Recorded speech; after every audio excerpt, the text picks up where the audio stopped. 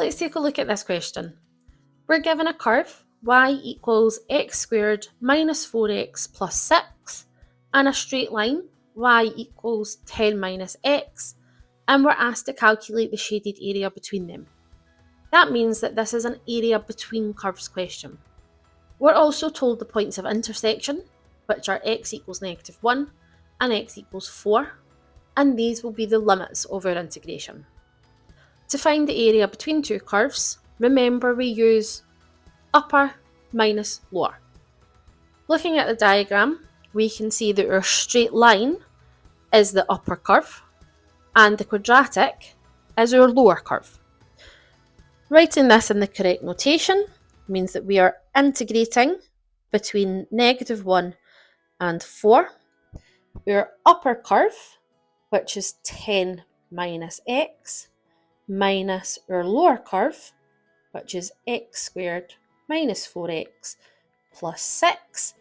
And remember, you need to write dx at the end. Writing dx after an integral sign is the equivalent of putting a full stop at the end of a sentence. Now we can simplify this, keeping my limit sign until I've actually performed any integration.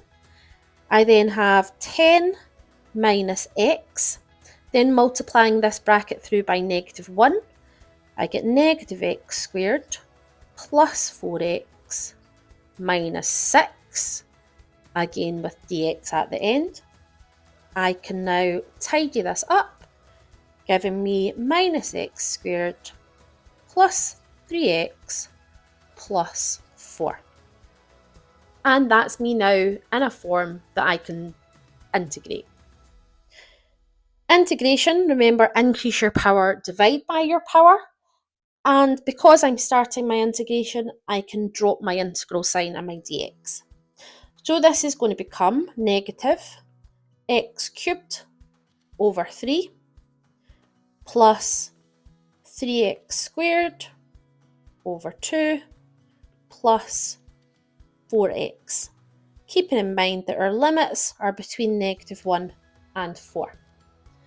I can now substitute in my limits, so I'm going to end up with 4 cubed over 3 plus 3 times 4 squared over 2 plus 4 times 4. So my upper limit went in first, and then I'm taking away -1 cubed over 3 plus 3 times -1 squared over 2 plus 4 times -1. Now, this question may appear in a non-calculator question, but in this case, it appears in a calculator question. Putting that into my calculator, I end up with 125 over 6 units squared as my final answer. Key exam tip for this: for area between curves, remember you must identify your top minus your bottom, or your upper curve minus your lower curve. Make sure you use your correct limits, integrate carefully, and substitute fully. Always check which graph is on top, as this is where most mistakes can happen.